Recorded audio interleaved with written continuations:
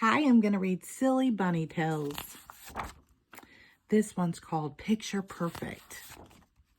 Ruby and Max went to Rosalinda's gift shop to get a birthday present for Grandma. Ruby chose a beautiful locket. I bet Grandma would love to have a picture of you and Max in her locket, said Rosalinda. Why don't you try out our new photo booth? It's only a quarter for 4 pictures. Perfect, said Ruby. But Max wasn't interested. He wanted a pair of glasses with a nose and mustache. Max, please take off those silly glasses, said Ruby. We need to take a nice picture for Grandma's locket. Max put the glasses, nose, and mustache in his pocket. Ruby took Max into the photo booth. Ruby put a quarter in the slot. Sit very still, Max, said Ruby. We have 4 chances to take the perfect picture.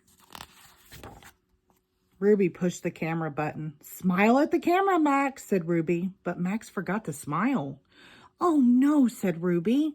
These pictures are no good. We'll have to try again. Ruby pushed the button again.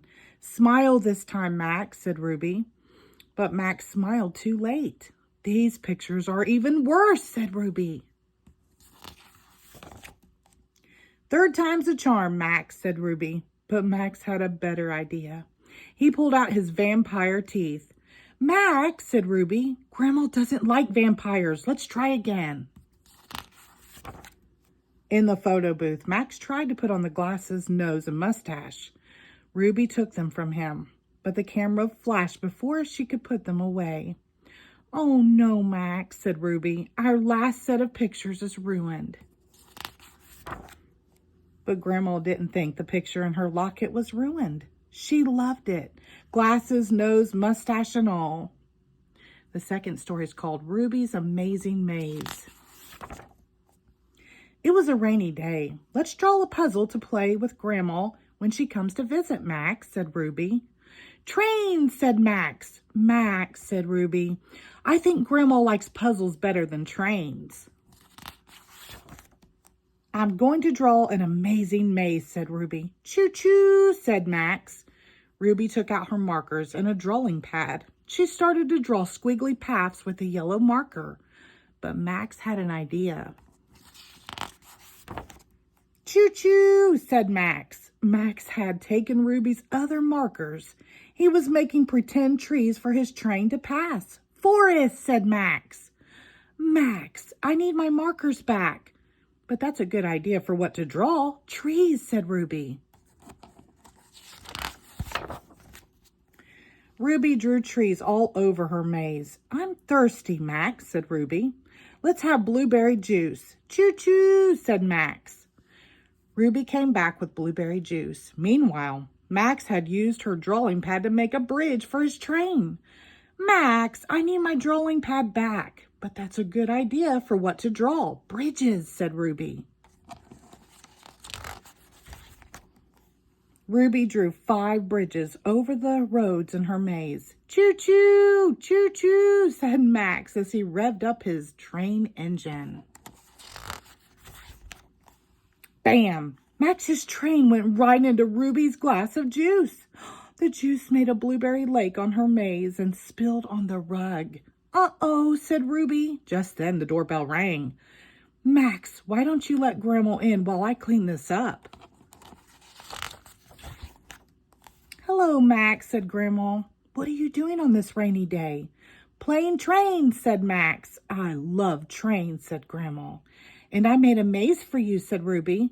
What an interesting maze, Ruby, said Grandma. The lake is beautiful. It's just the right color. Lake Blueberry, said Ruby and Max. And the last story is called Ruby's Art Stand. It was the hottest day of the summer. Ruby and Louise was making an art stand to sell their paintings. Max wanted to help. Max, said Ruby, the best thing you could do is find a place to cool off. Max found a fan on the windowsill. Oh, cool, said Max. Max, said Ruby, you shouldn't be near fans. And the air is blowing all our paintings away. Can you find another way to cool down?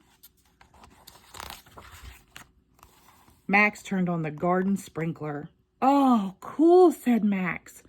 But the water was getting Ruby's and Louise's paintings wet. "Max, can you find a less wet way to cool down?" said Ruby. Max went inside and got an ice pop from the fridge. "Oh, cool," said Max. But the ice pop dripped on the paintings. "Max, can you find a less messy way to cool down?" said Ruby. "Actually," said Louise, "ice pops sound good. How about we get some for ourselves? We don't have any customers anyway." "Good idea, Louise," said Ruby. "Max, can you watch the art stand for us?"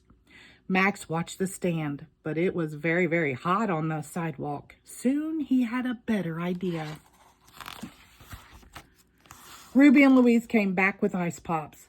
"Max, what did you do?" said Ruby. "You weren't supposed to use my art to make a sun hat." Just then a customer arrived, and she wanted one of Max's sun hats and another one for her little bunny. "Cool," said Max. The end. Thank you.